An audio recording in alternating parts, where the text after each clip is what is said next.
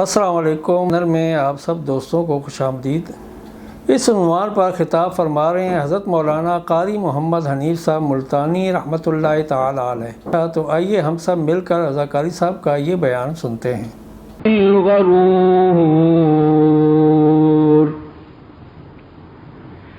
ان اللہ عنده علم الساعة وينزل الغيث ويعلم ما في الأرحام وما تدري نفس ماذا تكسب غدا وما تدري نفس بأي أرض ان اللہ علیم خبیر۔ صدق اللہ مولانا العلی العظیم وصدق رسولہ النبی الکریم ونحن على ذلك لمن الشاہدین والشاکرین والحمد للہ رب العالمین۔ اللهم صل على محمد وعلى آل محمد كما صليت على إبراهيم وعلى آل إبراهيم إنك حميد مجيد۔ اللهم بارك على محمد وعلى آل محمد كما باركت على إبراهيم وعلى آل إبراهيم إنك حميد مجيد۔ قرآن کریم کی یہ آیات جو اس وقت تلاوت کی گئی 21ویں پارے سورہ لقمان کی آخری چند آیات ہیں۔ خداوند کریم نے پورے قرآن کریم میں مسلمانوں کے لیے رشد و ہدایت، فلاح و بہبود، فوز و کامیابی اور کامرانی، رستگاری اور نجات، خوشنودی اور رضائے مولا، ان تمام کے طریقہ کار، اصول و ضابطے، قواعد و قانون مسلمانوں کو حضرت محمد الرسول اللہ صلی اللہ علیہ وسلم کے ذریعے سے ایک ایک چیز بتا دی، سمجھا دی، اور مسلمان قوم کو متنبہ کر دیا کہ اچھے اعمال، اچھا کردار تمہاری آخرت پر منطبق ہوتا ہے۔ دنیا آخرت کے لیے کھیتی اور بیج بونے کی جگہ ہے۔ ارشاد ہے، فرمایا مدنی کریم صلی اللہ علیہ وسلم نے، الدنیا مزرعۃ الآخرہ، دنیا آخرت کے لیے کھیتی ہے، جیسا بیج بو گے ویسا ہی کاٹو گے، اچھائی کرو گے وہ بھی سامنے آ جائے گی، برائی کرو گے وہ بھی سامنے آ جائے گی۔ آئے گی کب؟ قرآن کریم کی اور اللہ میاں کی زبان میں اس دن کو قیامت کہتے ہیں۔ اس کے بارے میں قرآن کریم میں تفصیل کے ساتھ بے شمار جگہ پر بیان فرمایا۔ حدیث کی کتابوں میں مدنی کریم صلی اللہ علیہ وسلم کے ارشادات میں اس کی بڑی تفصیل موجود ہے۔ یہ الگ بات ہے کہ اس گھبراہٹ کا احساس آج ہمیں نہیں ہو سکتا۔ وہ پریشانی، وہ حزن و ملال، وہ تباہی اور بربادی جس کو قیامت کہتے ہیں، اس کا آج تصور بڑا محال اور مشکل ہے، ما سوا ان لوگوں کے جن کے دلوں میں اللہ پاک نے اپنا خوف ڈال دیا اور وہ نبی کی زبان پر اتنا یقین رکھتے ہیں کہ اپنی آنکھوں سے دیکھی ہوئی بات کو جھوٹا جان سکتے ہیں مگر مدنی کریم صلی اللہ علیہ وسلم کے فرمان کو غلط نہیں جانتے. اپنے اپنے کلیجے اور دل پر ہاتھ رکھ کے سوچو، کیا ہم تمام کے تمام اس بیماری میں مبتلا نہیں کہ دیکھی جائے گی یار جب قیامت آئے گی کیا ہوگا، بس قیامت آئے گی اور چلی جائے گی. اصل تو آئے گی ہی نہیں. کئی مرتبہ شیطان یہ کہتا ہے کہ تو کوئی قیامت تک زندہ رہے گا، تو پہلے ہی مر جائے گا، تجھے کیا قیامت آتی رہے جاتی رہے. اگر مرنے والوں پہ سے قیامت کا گزر نہ ہو پھر قیامت کا آئے گی. تفسیر کی کتابوں میں موجود ہے، آدم علیہ السلام سے لے کر قیامت تک کی کائنات انسانی، جانور، جاندار شے جو دنیا میں آئی وہ تمام کی تمام وجود میں آ جائے گی.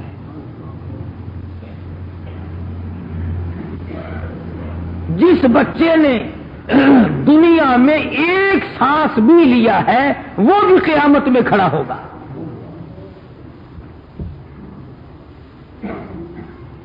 جس نے 1000 برس کی زندگی بسر کی وہ بھی قیامت میں کھڑا ہوگا.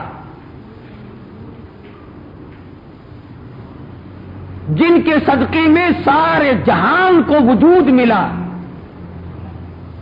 لیل و نہار کی گردش کا اصلی مقصد کائنات اور کائنات کے وجود میں آنے کا اصلی سبب حضرت محمد مصطفیٰ صلی اللہ تعالی علیہ وسلم بھی میدان حشر میں موجود ہوں گے.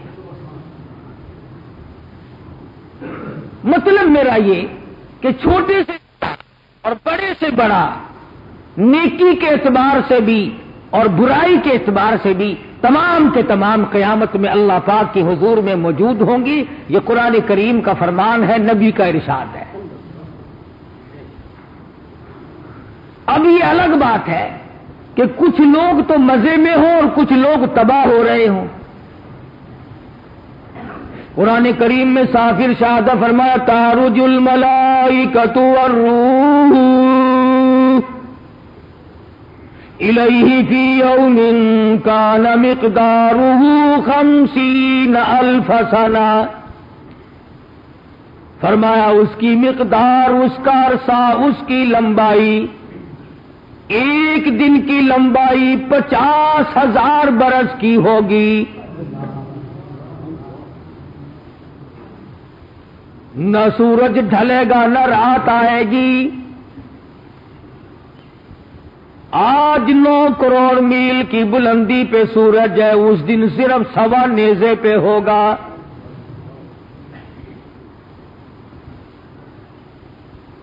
ساری دنیا خوف زدہ ہوگی، رو رو کر لوگوں کی آنکھوں سے پانی خشک ہو جائے گا، لہو بہرا ہوگا.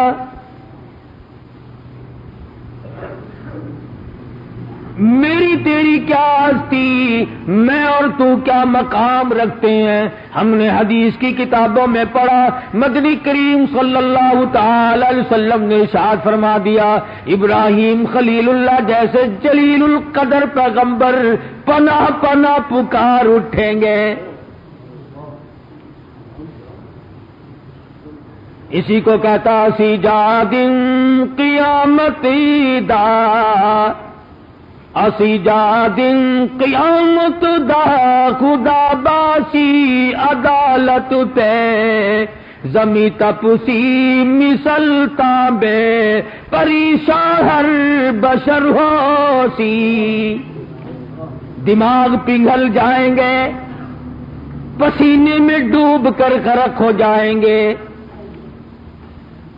حالات بگڑے ہوئے. قل اللہ یحییکم ثم یمیتکم ثم یجمعکم الی یوم القیامت لا ریب فیہ.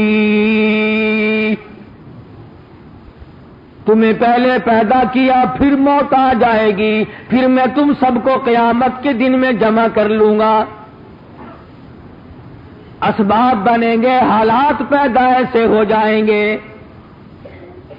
درخت نہیں، باغ نہیں، باغیچہ نہیں، گلشن نہیں، دیوار نہیں، کوٹھی نہیں، بنگلہ نہیں، کسی جگہ بھی سایہ دیکھنے کو بھی نصیب نہیں، لوگ ترس جائیں گے، سمندر خشک ہو جائیں گے، دنیا میں 3 حصے پانی ہے، چوتھے حصہ زمین ہے، اندازہ لگاؤ سمندر جن کے زمین کے پردے پٹے پھڑے ہیں وہ بھی تمام کے تمام خشک ہو جائیں گے۔ یہ ندی نالے، یہ چشمے، یہ کنویں، یہ نلکے، یہ تمام تر تمام کے زمین کے نیچے کا پانی، زمین کے اوپر کا پانی، زمین کے ادھر ادھر کا پانی قیامت کی خوف سے سارا خشک ہو جائے گا۔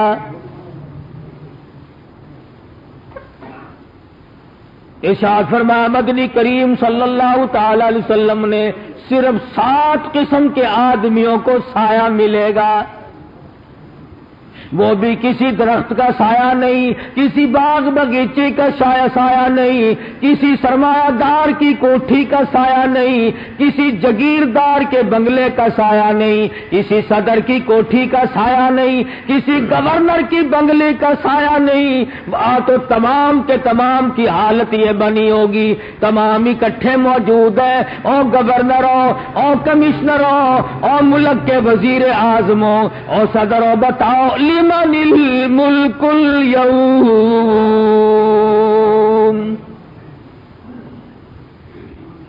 کہاں ہے وہ تاج آور، کہاں ہے وہ تاج اوڑھنے والے، کہاں ہے وہ تخت نشین تختوں پہ بیٹھنے والے، طرح طرح کی قسموں کی نعمتوں نازوں میں رہنے والے، وہ آج کہاں گئے جن کے حالات دنیا میں بڑے اونچے تھے؟ فرمایا آؤ آج دم مارو، ذرا چوں تو کرو، بول کے تو دکھاؤ، لمن الملک اليوم، او دنیا دارو او بادشاہو آج بتاؤ کس کی بادشاہت ہے؟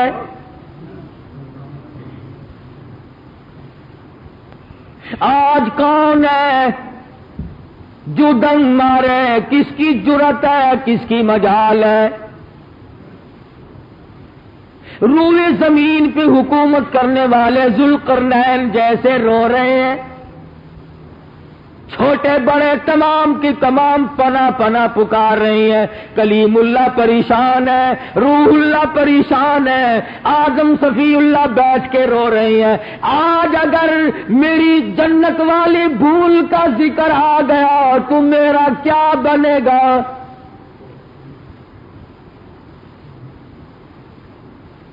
بڑے بڑے پیغمبر، بڑے بڑے رسول، بڑے بڑے نبی، اللہ پاک کے برگزیدہ بندے، ولی، قطب، ابدال، غوث، تمام کے تمام آنسو بہا رہے ہیں، الہی خیر ہو۔ فرمایا صرف یہی نہیں کہ یہ خود بخود گھبرا کر کہ ادھر ادھر پھرتے رہیں، بلکہ میں ان سب کو اکٹھا کروں گا، یوم یجمع اللہ الرسل، یوم یجمع اللہ الرسل فیقول ماذا اجبتم، اور میرے رسولوں اور میرے پیغمبروں اور میرے نبیوں اور میرے نمائندوں، کیا میں نے تمہیں کہا تھا کہ لوگوں کو جا کر خود بخود الہ بن جانا؟ اور خلیل ٹھہر جاؤ، کلیم اللہ تم بھی ٹھہرو، ذبیح اللہ تم بھی ٹھہرو، عیسیٰ ابن مریم ذرا ادھر آؤ، وَإِذْ قَالَ اللَّهُ يَا عِيسَى ابْنَ مریم،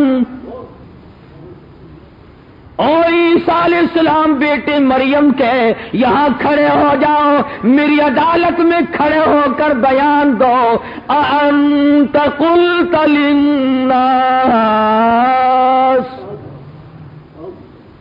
أَأَنْتَ قُلْتَ، کیا تم نے کہا تھا لوگوں کو،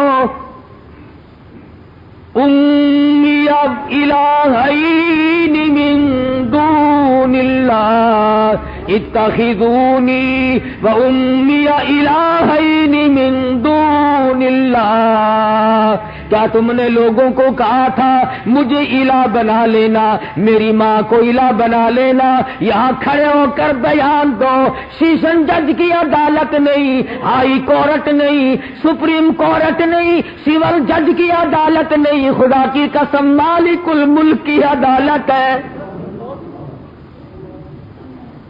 أأنت قلت للناس اتخذوني وأمي إلهين من دون الله، کیا تم نے یہ بات کہی تھی کہ مجھے اور میری ماں کو خدا بنا لینا، ہماری نظر نیاز دینا، ہمیں مشکل کشا ماننا، ہمیں بگاڑ بناؤ میں کارساز ماننا؟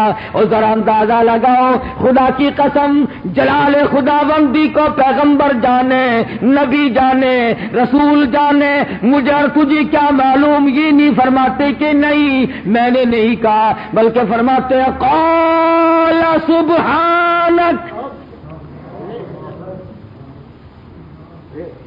قال سبحانک، عیسیٰ علیہ السلام جانتے ہیں میں تھانے میں نہیں کھڑا، تحصیل میں نہیں کھڑا، کچہری میں میرا بیان نہیں، سیول جج سیشن جج کے یہاں میرا بیان نہیں، میں اللہ پاک کی عدالت میں کھڑا ہوں۔ فرمایا قال سبحانک، اور میرے پروردگار جو بات مجھ سے پوچھ رہے ہو آپ تو اس سے پاک ہے۔ خداوند کریم کی ہیبت دیکھو، جلال دیکھو، اللہ کا رعب دیکھو کہ نبی سے جو بات پوچھی جا رہی ہے اس کا انکار نہیں فرماتے، بلکہ کہتے ہیں انداز دیکھو، نبی کا کلام کرنے کا انداز دیکھو۔ فرمایا قال سبحانک، میرے پروردگار تیری ذات پاک ہے، ما یکون لی ان اقول ما لیس لی بحق، میں ایسی بات کیوں کر کہتا جو میرے منہ سے اچھی بھی نہیں لگتی۔ شرک کی بات، ہم تو دنیا میں شرک مٹانے گئے تھے، ہم تو ضلالت کو ختم کرنے گئے تھے، ہم تو جہالت کو ختم کرنے گئے تھے، ہم تو توحید کا پرچم لہرانے گئے تھے، اور ہم الٹے شرک کراتے۔ الہی ایسی بات میں کیوں کر اپنی زبان پہ لاتا جو میرے شایان نشان نہیں، جو میری زبان سے سجتی نہیں۔ اور نبی کا انداز تو دیکھ، تو اپنے آپ کو ولی سمجھتا ہے نا، گناہگار تو اپنے آپ کو کبھی سمجھا ہی نہیں۔ نبی کا انداز دیکھو، کہتے فرماتے ہیں ان کنت قلتہ فقد علمت، اور میرے پروردگار اگر میں کہتا تو ضرور جان لیتا۔ ان کنت قلتہ فقد علمت، اگر میں کہتا تو تجھے ضرور پتہ لگ جاتا۔ کیوں؟ تعلم ما فی نفسی، تو اچھی طرح جانتا ہے جو کچھ میرے ارادے میں ہے، ولا اعلم ما فی نفسک، میں نہیں جانتا جو کچھ تیرے علم میں ہے۔ انک انت علام الغیوب، میرے رب جو میرے دل میں بات اٹھتی ہے، جو میری نیت میں آتی ہے، جو میرے دل میں خیالات آتے ہیں، تو انہیں بھی جانتا ہے۔ میں کیسے جانوں کہ تیرے علم میں کیا ہے؟ تو غیب داں ہے، میں غیب داں نہیں۔ اللہ کی عدالت میں جو بیان ہوگا اس سے بڑھ کر کے سچا ہو ہی نہیں سکتا۔ سیدنا عیسیٰ علیہ السلام کو قیامت کے خوف نے پریشان کر رکھا ہے۔ سچ بات کہہ رہا، نبی ہر وقت کہتا ہے، اللہ کی عدالت میں بھی سچی بات فرما دی۔ طرز ہی کر رہا تھا کہ پریشان کن ماحول۔ اور پھر عیسیٰ علیہ السلام سے پوچھا گیا، آپ نے تو کہا نہیں، آپ نے ان لوگوں کو شرک کی تعلیم نہیں دی، لیکن یہ سارے عیسائی مشرک کیسے ہو گئے؟ تین خدا ماننے والے کیسے بن گئے؟ ہم عیسائیوں کو کافر کہتے ہیں کہ جی یہ ایک خدا کو چھوڑ کر تین خدا مانتے ہیں. ہم عیسائیوں کو کافر سمجھتے ہیں اور کافر ہیں. ہم انہیں مشرک سمجھتے ہیں کہ انہوں نے تین خدا کیوں ماننے. اگر کوئی تین خدا مان لے، عیسیٰ علیہ السلام کو اور مریم علیہ السلام کو اور ایک اللہ میاں کو، وہ تو کافر، وہ تو مشرک. اور جو مسلمان 50 قبروں کو سجدہ کرتا پھرتا رہے وہ اب بھی پکا مسلمان ہے. سوچنے والی بات ہے. ہم فتویٰ نہیں دیتے، ہم نے کبھی فتوے نہیں دیے. ہم تو اس بات کے غم میں مر رہے ہیں کہ ہم مسلمان ہو کر اگر جہنم میں گئے تو آج دنیا میں آنے کا کیا بنا. جو قوم صرف تین خدا مان لے وہ کافر ہو جائے، وہ مشرک ہو جائے. اور ماننے بھی نبی کو اور نبی کی ماں کو. ایک تو خدا کو وہ بھی مانتے ہیں نا، خدا اور ایک عیسیٰ علیہ السلام اور ایک حضرت مریم علیہ السلام. انہوں نے تین مانے تو وہ کافر ہو گئے. اور ہم نے جہاں چیکنا چوپڑا پتھر دیکھا، جہاں ذرا اچھی خانقاہ بنی دیکھی، جہاں اچھا درخت کی چھاؤں دیکھی، ہم نے وہی خدا مانا. بلکہ ہمارے دماغ تو یہاں تک بگڑے. سن 72 میں اللہ پاک نے جب اپنے دربار میں بلایا، بیت اللہ شریف میں رش ہو جاتا ہے حج کے زمانے میں، تو لوگ ادھر ادھر ساتھی ہو ہی جاتے ہیں. باب عبدالعزیز کے پاس ہم لوگ کھڑے تھے تو ایک حاجی صاحب ضلع مظفر گڑھ کے تھے، وہ روتے ہوئے آئے. بعض لوگوں کو ہمدردی کا بھی خیال ہوتا ہے بھی کوئی راستہ بھول گیا ہوگا، معلم کی جگہ بتائیں گے، محلہ. ہم نے کہا صاحب کیوں رو رہے ہو؟ کہنے لگا میری حاجن گم ہو گئی. تو پوچھتا ہے نا آدمی کہ بھئی کہاں تھی، تم نے کہاں دیکھی، کہاں بچھڑی تم سے؟ آخر لگا اے جڑی کالے ٹھگڑی والی خانگاہ ہے نا، بیت اللہ شریف پہ غلاف چڑھا ہوا ہے نا، اللہ کے گھر کو بیت اللہ کو کہتا کہ اے جڑی کالے ٹھگڑی والی خانگاہ ہے ہی دے نال ودی ہے. طواف بھی نہیں کہتا، کالے ٹھگڑے والی خانگاہ. وہ ساری عمر جو خانگاہ میں سر مار دے گزر گئی، آج اللہ کے گھر کو بھی خانگاہ کہتا ہے. خدا کی قسم پسینے آ گئے. اللہ کے دربار میں کھڑے ہیں، حرم محترم ہے، اللہ کا دربار ہے. اور یہ کیا کہہ رہا ہے؟ محض جہالت کی بنا پر. اسے یہ پتا نہیں کہ میں اللہ کے دربار میں کھڑا ہوں یا کسی کی خانقاہ پہ کھڑا. اور ہم نے بیت اللہ شریف کا طواف کرتے ہوئے، اللہ سب کو ہدایت دے اور سمجھ عطا فرمائے، آمین کہو. عورتوں کو یہ کہتے ہوئے اپنے کانوں سے سنا. باوضو بیٹھا ہوں، مسجد میں بیٹھا ہوں، عورتیں آپس میں ایک دوسرے کو کہہ رہی تھی ہی کوٹھے دے وچ اللہ سائیں دی قبر ہے. کہاں پہنچے ہوئے ہو؟ ہماری دینی معلومات تو دیکھو. ہمیں یہ بھی پتا نہیں کہ خدا بھی مر سکتا ہے کہ نہیں. کیا دینداری کمائیں گے؟ کیا ہم لوگوں کے اندر جذبہ ایمان پیدا ہوگا؟ کیا ہم قرآن کریم کی قدر کریں گے؟ اور کیا ہمارے دلوں میں حضرت محمد الرسول اللہ صلی اللہ تعالی علیہ وسلم کی کیا محبت ہوگی، کیا عظمت ہوگی؟ ارے ہم مقصد نبوت کو آج تک سمجھنے نہ پائے. سیدنا عیسیٰ علیہ السلام اللہ پاک کی عدالت میں کھڑے ہیں. اللہ میاں کا جلال ہے، روب ہے. فرمایا وہ ایسی روب کی جا ہے کہ دربار الہی میں ہزاروں سر بلندوں کے عزیزوں سر جھکے ہوں گے. جب جاؤ گے خدا کی قسم ہر ایک کا سر جھکا ہوا دیکھو گے.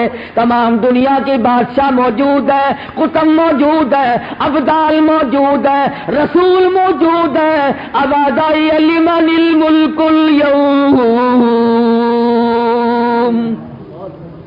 او لوگو آؤ بتاؤ آج بادشاہت کس کی ہے؟ آج حکمرانی کس کی ہے؟ آج کون ہے جس کی حکومت کو تسلیم کیا جائے؟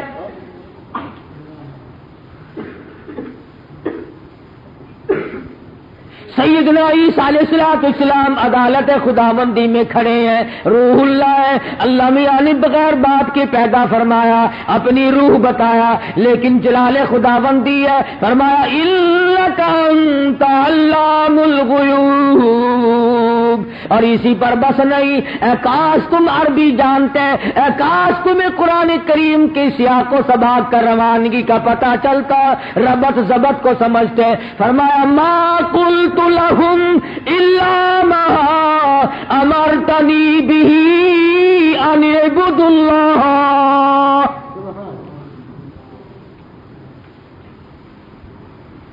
او میرے مالک، او میرے پروردگار، او حاکم الحاکمین، جب تک میری دم میں دم رہا، جب تک میں دنیا میں زندہ رہا، ما قلت لهم الا ما امرتنی به ان اعبدوا اللہ ربی وربکم، میں تو ان سب سے یوں ہی کہتا رہا، او لوگوں آؤ آؤ میرے پروردگار کو بھی مانو، اپنے رب کو تسلیم کرو، اور ظالمو جس خدا کا کھاتے ہو اسے مانو، جس خدا کا پیتے ہو اسے مانو، جس رب العالمین کی دی ہوئی جوانی میں اکڑے پھرتے ہو اسے مانو، جس نے دولت دی ہے اسے مانو، جس نے خوبصورت بیوی عطا فرمائی ہے اسے مانو، جس نے عجب عجب صورتوں والی اولاد کی صورت میں کھلانے بخشے ہیں اسے مانو۔ فرمایا ما قلت لهم الا ما امرتنی به ان اعبدوا اللہ، میں تو لوگوں سے یہی کہتا رہا ہوں کہ آؤ میرے پروردگار کی عبادت کرو، اسی کی نظر نیاز دو، اسی کو غیب داں سمجھو، اسی کو حاکم اعلیٰ تسلیم کرو، اس کے سوا کوئی حاکم اعلیٰ ہے ہی نہیں۔ عیسیٰ علیہ السلام کا قرآن کریم میں اللہ پاک نے بیان نقل فرما دیا جو قیامت میں دیں گے، ربی و ربکم، اور آگے سنو خدا کی قسم جگر پھٹتا ہے، فرمایا وَكُنْتُ عَلَيْهِمْ شَهِيدًا مَا دُمْتُ فِيهِمْ، او میری رب، او میرے پروردگار، او میرے پیدا کرنے والے، او مجھے کھلانے پلانے والے، اور میری جسم و جان کے مالک، اور میرے ایک ایک بال کی پیدا کرنے والے، اور میرے جوڑ جوڑ کی پیدا کرنے والے، اور مجھے آنکھیں دینے والے، اور مجھے زبان دل و دماغ دینے والے، وَكُنْتُ عَلَيْهِمْ شَهِيدًا مَا دُمْتُ فِيهِمْ، تیری ذات کی قسم جب تک میں دنیا میں رہا تیرا نام لوگوں کو بتاتا رہا۔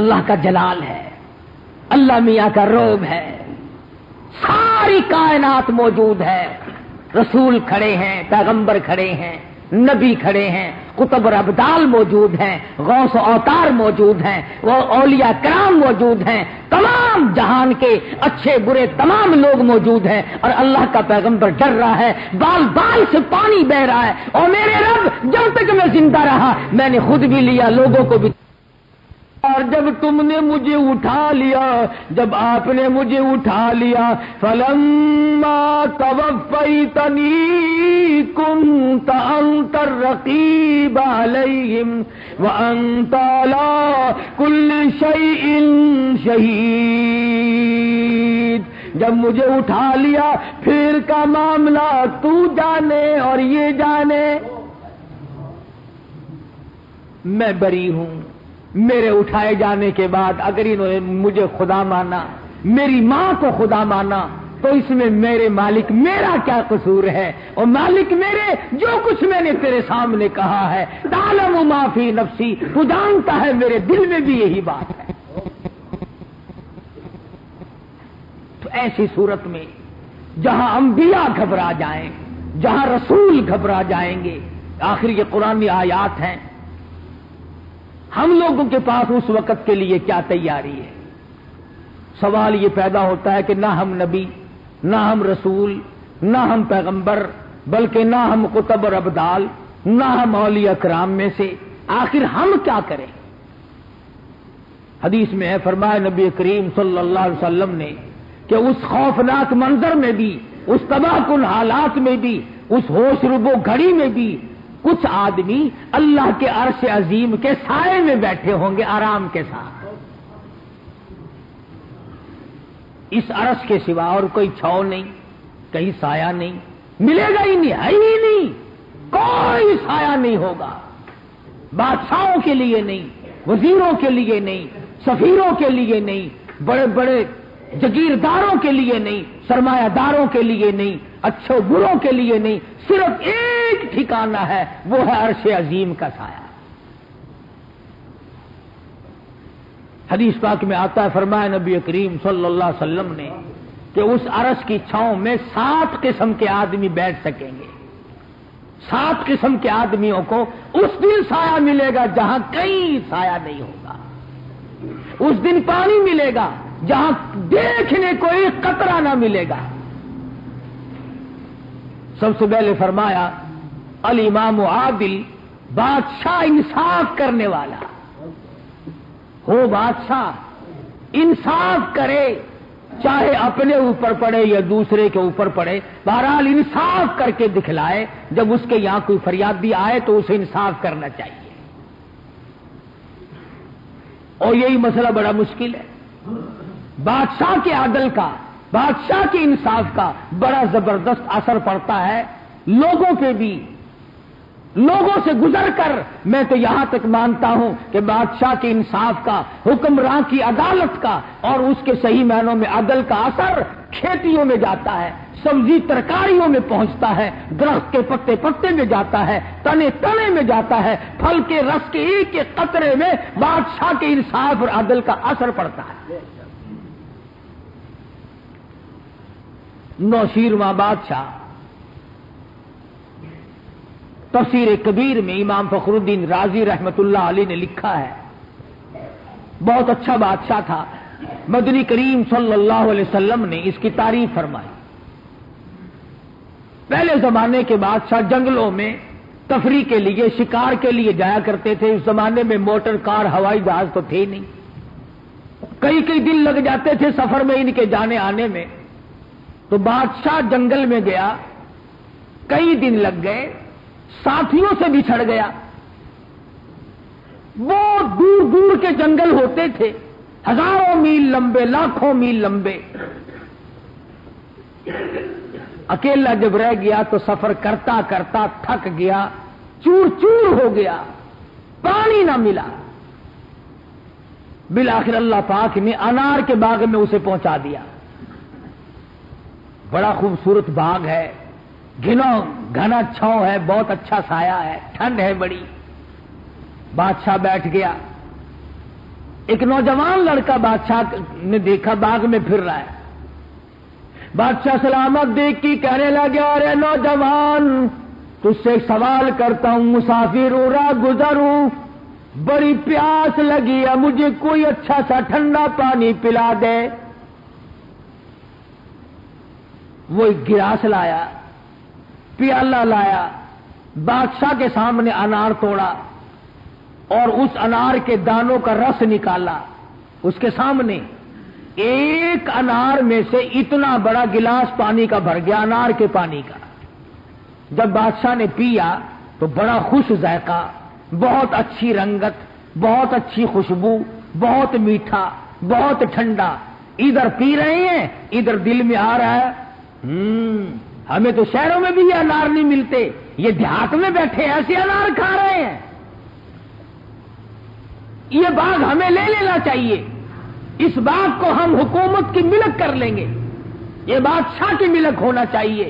یہ دیہاتی لوگ ایسے انار کھاتے ہیں، میرے محل میں ایسے انار کبھی نہیں آئے، بدماش لوگ ہیں، پہنچاتے نہیں ہیں، ہمیں کبھی چکھایا تک نہیں ایسا انار۔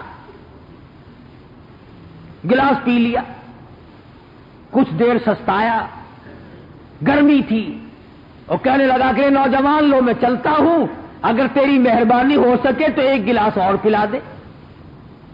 اس نے اسی ٹہنی سے اس کے سامنے انار توڑا، وہی گلاس، وہی پیالہ، اور جب پانی نکالنے بیٹھا تو پہلے ایک انار میں سے گلاس بھر گیا تھا، اب اس کا چوتھائی بھی نہ بھرا۔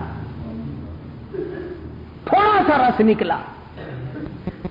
और जब बादशाह को पेश किया गया, वो नौजवान नहीं जानता ये बादशाह है, वो तो एक मुसाफिर समझ के इसकी खिदमत कर रहा है। उसने पी के देखा, कहने लगा कि नौजवान, वो पहले रस वाला अनार का पेड़ कोई दूसरा है, स्पेशल तुमने अपने लिए रखा हुआ है। ये किसी और जगह से सूखा अनार तोड़ के लाया, जिसमें पानी नहीं, जिसमें रंगत नहीं, जिसमें खुशबू नहीं, जिसमें वो जायका नहीं। नौजवान कहने लगा, रब्बे अकबर की कसम, मैं पेड़ तो क्या बदलता, मैंने तो टहनी भी तब्दील नहीं की।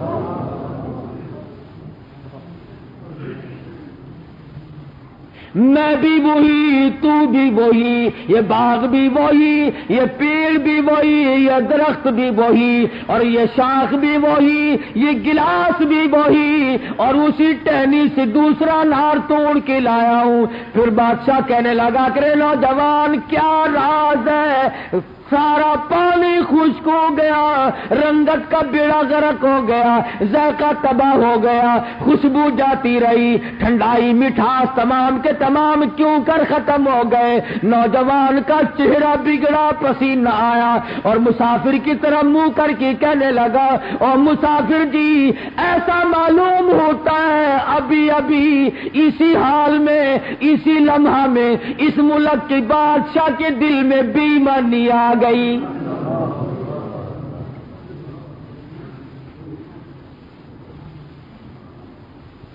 मुसाफिर कहता है कि नौजवान, बादशाह खुदा जाने कहां होगा, बाग कहां, बादशाह कहां। नौजवान कहने लगा, जब बादशाह लोग जुल्म का इरादा करते हैं, जब सितम ढाने का प्रोग्राम बनाते हैं, उनके दिल के इरादे का धुआं निकलकर फिजा में छा जाता है। और कहने लगा, बागों में, दरख्तों में, बहारों में, पत्ते पत्ते में साथ छमा जाता है, और तमाम की तमाम बरकतों का, रहमतों का बेड़ा गर्क हो जाता है। कहीं भी होगा। नौजवान कहता है, मेरे बात मेरी सही है, उसके दिल में खराबी आई है तो रस भी गया, जायका भी गया, मिठास भी गया, खुशबू भी गई, रंगत भी गई, सारी चीजों का बेड़ा गर्क हो गया। और कहने लगा, देखो सारा बाग एकदम मुरझा गया है।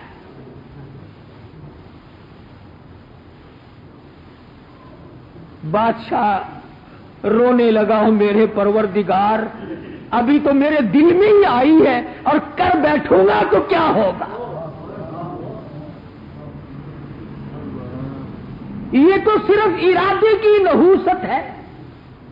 मेरे दिल में एक बात आई, कहां मेरा दिल, कहां ये बाग, और कहां इसके पेड़, और कहां इसके तने, और कहां इसका रस, और कहां इसकी खुशबू और जायका, रंगत, सारी चीजें बर्बाद हो गई। अल्लाह के हुजूर में रोया, तौबा की, ओ मेरे मालिक, मैं आज के बाद बिल्कुल इस किस्म का इरादा कभी नहीं करूंगा, तौबा करता हूं। दोपहर थी, गर्मी थी, सूरज ढला, कुछ तपिश कम होने लगी। रो धो के चलते वक्त कपड़े झाड़ के कहा, नौजवान, आखिरी मेरी तेरी मुलाकात है, चला हूं, अगर तेरा दिल इजाजत देता हो तो एक गिलास और पिला दे। कुरान करीम की तफसीर में कहां पर लिखा है ये? तफसीर कबीर में अल्हम्दुलिल्लाह रब्बिल आलमीन की तफसीर करते हुए इमाम फखरुद्दीन राजी रहमतुल्लाह अलैह ने लिखा है। वैसी कैसी किताब की बात नहीं। अल्लामा राजी लिखते हैं कि नौशीरवां बादशाह ने फिर लजादत से पानी मांगा, और बादशाह कहता है कि जिस वक्त तीसरी मर्तबा वो नौजवान उठा, मैंने उसको गौर से देखा कि अब ये किधर जाता है। बादशाह कहता है, उसी टहनी पे गया जिस पे 2 दफा पहले गया था, और वहां पहुंचा, और वहां पहुंचकर एक अनार तोड़ के लाया, मेरे पास बैठ करके दाने निचोड़े, नपीड़े, और गिलास, कहता है बीच वाले गिलास की तो बात क्या थी, अब के पहले गिलास से भी ज्यादा रस निकला। और जब मैंने पी के देखा तो ऐसा जायका सारी उम्र में कभी नहीं आया। رنگت نرالی، خوشبو نرالی، ذائقہ نرالا، مٹھاس بہت اچھا، ٹھنڈا بہت اور خوش ذائقہ، اور رس اتنا نکلا کہ ابھی ایک دانہ پورا نہیں ہوا کہ گلاس بھر گیا۔ تو بادشاہ کہنے لگا کہ نوجوان، یہ کوئی خاص دانہ رکھا ہوا اپنے لیے؟ نوجوان کہنے لگا مسافر جی یہ بات نہیں، بلکہ ایسا معلوم ہوتا ہے ابھی ابھی اسی لمحہ اسی گھڑی کے اندر اندر بادشاہ وقت نے ظلم کرنے سے توبہ کر لی ہے۔ اسی گھڑی میں ابھی ابھی بادشاہ وقت نے ظلم کرنے سے توبہ کر لی ہے، خداوند کریم نے اس کی توبہ کو قبول فرما لیا، تو اس کی توبہ کا اثر جنگلوں میں، باغوں میں، بہاروں میں، کھیتیوں میں، سبزیوں میں، ترکاریوں میں، تمام غلے میں، دانے دانے میں بادشاہ کے انصاف کا اور بادشاہ کے ظلم کا اثر جاتا ہے۔ آج ہم سارے بیٹھ کے کہتے ہیں نا سبزیوں میں ذائقے نہیں رہے جی، کیسے رہے؟ کھاد کا اثر ہے، کھاد کا اثر ہے، کھاد کا اثر تو ہے، حکمرانوں کو نہیں دیکھتے کتنی نیک بخت ہیں۔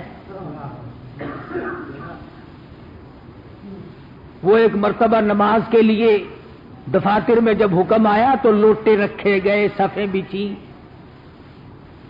اب جا کے تو دیکھو کتنے کی نمازیں پڑھتے ہیں۔ خود احکم الحاکمین کی اتنی بڑی نافرمانی ہے، برکت کیسے آئے، خیر کیسے آئے؟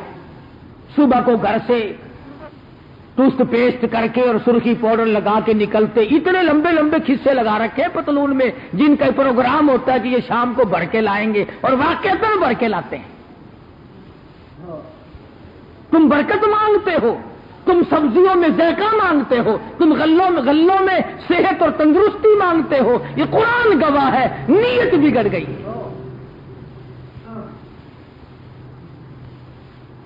اگر نیتیں نہ بگڑتی تو یہی تھے وہ لوگ، ایک کمایا کرتا تھا 10 کھایا کرتے تھے، اب 10 کے 10 کماتے ہیں پھر بھی پوری نہیں پڑتی۔ عورت کما رہی ہے، مرد کما رہا ہے، لڑکی بھی کوئی دھندا کر رہی ہے، ماں بھی لپٹ رہی ہیں، بہنیں بھی لگ رہی ہیں، اور شام کو پھر سر پہ ہاتھ رکھ کے روتے ہیں کہ فلاں قرض مانگنے والا کھڑا کہاں سے دیں۔ تو محمد مدنی صلی اللہ علیہ وسلم نے فرمایا قیامت کے دن عرش کے سائے میں، عرش کی چھاؤں میں سب سے پہلے عادل بادشاہ، انصاف کرنے والا بادشاہ، جس کے دل میں کبھی ظلم کا ارادہ بھی نہیں آیا ہوگا، اسے اللہ پاک ٹھکانہ عطا فرمائے۔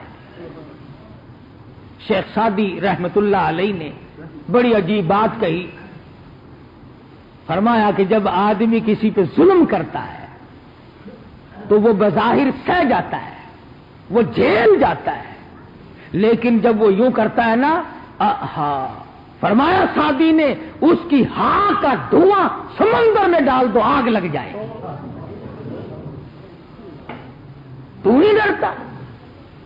اسی کو کہتا مکن بر ضعیفان بیچارہ زہر، سعدی ہے، فرمایا مکن بر ضعیفان بیچارہ زہر بیندیش آخر زتنگی یہ گور، کمزور پہ ظلم نہ کیا کر، آخر اندھیری قبر میں، تنگ قبر میں تو نے جانا ہے، سوچا تو کر۔ اور فرمایا کہ مکن مردم آزاری اے تم درائی، مکن مردم آزاری اے تم درائی کہ ناگار صد بر تو قہر خدا ہی، نہ ستایا کر عورت کو، مرد کو، کسی کو نہ ستا کہ اگر اس کے دل سے آہ نکل گئی تیرا بیڑا غرق ہو جائے گا۔ اور اگلی بات سعدی نے بڑی عجیب کہی ہے، کہتا ہے بآزار مظلوم مائل مباش، بآزار مظلوم مائل مباش زدود دل خلق غافل مباش، فرمایا کہ مخلوق کے دل کے دھوئیں سے غافل نہ ہو، اگر وہ آہ تجھے لگ گئی تو یہ ایٹم بم کا کام کر جائے گی۔ اور فرمایا کہ ستم کشگر آہی، ستم کشگر آہی بر آرد زدل، ستم کشگر آہی بر آرد ز دل زند سوز او شعلہ در آب و گل. فرمایا اس کے دل کے دھوئیں کو اگر سمندر میں ڈال دو اس میں بھی آگ لگا دے گی تو تجھے خیر کہاں سے ملے گی. اس لیے فرمایا حکمرانوں، بادشاہوں، وزیروں، افسروں، سرمایہ داروں، جگیرداروں، دولت مندوں، ظلم نہ کیا کرو. تم چوکڑی مار کر بیٹھے ہوگے، اس کے دل کے دھوئیں نے تیرے لیے جہنم تیار کر دی ہوگی. یوں ہی تو نہیں ارشاد فرمایا میرے آقا اور مولا حضرت محمد الرسول اللہ صلی اللہ تعالی علیہ وسلم نے فرمایا سب سے پہلے، دیکھو حضور نے یہ نہیں فرمایا کہ سب سے پہلے رسولوں کو جگہ ملے گی، یہ نہیں فرمایا کہ سب سے پہلے نبیوں کو جگہ ملے گی، یہ نہیں فرمایا کہ قطبوں کو جگہ ملے گی، ابدالیوں کو اور اس کے چھاؤں میں جگہ ملے گی. فرمایا عادل بادشاہ، انصاف کرنے والا بادشاہ. جو لوگ بادشاہ میں انصاف کیا کرتے تھے، مجھے اور آپ کو کیا معلوم ان لوگوں کی زندگیاں کیسی تھی. سلطان ہمایوں بادشاہ رحمہ اللہ دلی کے تخت شہنشاہی پہ حکومت کرتا تھا. پورے ہندوستان کیا ایشیا کا مالک تھا. ہندوستان کی تاریخ پڑھ کر کے دیکھو، کھانا کھا رہے تھے، روٹی کھا رہے تھے کہ مؤذن نے اذان شروع کی، بس کان میں آواز آئی اللہ اکبر، روٹی چھوڑ کر یکدم کھڑے ہوئے، میری تکبیر اولا فوت نہ ہو جائے. بادشاہ بادشاہ آج تم مزدور ہو کر نماز نہیں پڑھتے، تمہیں شرم نہیں آتی؟ دنیا میں بھی تنگی اور آخرت میں بھی ذلت، خسرت دنیا والآخرہ. یہاں بھی سارا دن سر پہ وزن اٹھائے پھرتے ہو اور قیامت میں بھی وزن اٹھاؤ گے. یہ بادشاہ ہے، تاریخ میں لکھا ہے جو لقمہ منہ میں تھا اسے بھی باہر پھینک دیا. دیوان خاص میں بیٹھے ہوئے تھے، یکدم جو نیچے اترنے لگے، پیڑی ذرا لمبی تھی، زینہ بہت دور کا تھا، جلدی میں اترنے لگے. جماعت کے لیے عشاء کا وقت تھا، درمیان کی پیڑی سے پاؤں پھسلا، نیچے آنے سے پہلے موت آ گئی. دیکھو اس کی بے نیازی. ایک تو سلطان ہمایوں بادشاہ کی موت آئی ہے جو جماعت کے لیے دوڑا ہے، جو نماز کے لیے دوڑ رہا ہے، جس نے منہ کا لقمہ بھی پھینک دیا ہے، میری تکبیر اولا نہ چلی جائے، میری رکعت نہ چلی جائے. اور ایک اور دوڑا ہے اور ایک اور پھسلا ہے. اس کی بے نیازی تو دیکھ. مؤذن ہے، ہاں اس لیے کہہ رہا ہوں کچھ نیکی کر کے گھمنڈ نہ کیا کرو، اس کا احسان عظیم سمجھو اور دعا کیا کرو اللہ میاں اس پر خاتمہ کر دے. دمشق کی جامع مسجد کا مؤذن ہے، ایک دو دن کا مؤذن نہیں، 40 سال اذان دی، 40 سال تک مسجد میں جھاڑو لگائی، خدمت گزاری کی مسجد کی. دمشق کی جامع مسجد ہے. ایک دن عصر کی اذان دینے کے لیے، اس زمانے میں لاؤڈ اسپیکر تو تھے نہیں، اذان دینے کے لیے مینار پہ چڑھا. برابر میں ایک عیسائی کا مکان ہے، یوں نظر پڑ گئی عیسائی کی ایک لڑکی پہ، بس دماغ خراب ہو گیا. وہاں سے اترا، فوراً پہنچا، لڑکی میں دیوانہ ہو گیا ہوں، میں پروانہ ہو گیا ہوں، میرا دماغ خراب ہو گیا ہے، مجھ سے شادی کر لے، تیرے بغیر اب میں زندہ نہیں رہ سکتا. وہ کہنے لگی میں عیسائی ہوں، تو مسلمان ہے، میرا تیرا کیسے میل ہوگا، تو عیسائی بن جا. وہ کہنے لگا تجھے نہیں چھوڑ سکتا، چلو میں اسلام کو چھوڑتا ہوں. میں عیسائی بن گیا. میں اپنا سامان اٹھا لاؤں. حجرہ اوپر تھا، خوشی خوشی دوڑا ہے، کام بن گیا ہے. مر جاتا اگر یہ انکار کر دیتی. اب میں کہاں جاؤں گا، اسی کے ساتھ مروں گا. مجھے مل گئی، میرا دامن بھر گیا، میری آرزو پوری ہو گئی، میری حسرت مجھے مل گئی، آنکھوں نے جسے دیکھا تھا اسے پا لیا، دل نے جسے چاہا تھا وہ میری دامن میں آ گیا، ابھی جاؤں گا، رات کو اسی کے پاس رہوں گا۔ اوپر کے حجرے سے سامان اٹھایا اور خوشی میں جلدی سے نیچے اترنے لگا، اوپر کی پیڑی سے پاؤں پھسلا، نیچے آنے سے پہلے موت آ گئی۔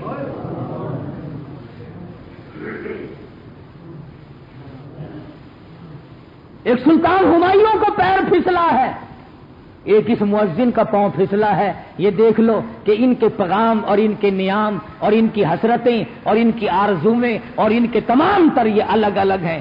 اسی کو کہتا ہے کہ تیرا پیام اور ہے، میرا پیام اور ہے، تیرا پیام اور ہے، میرا پیام اور ہے، عشق کے درد مند کا طرز کلام اور ہے۔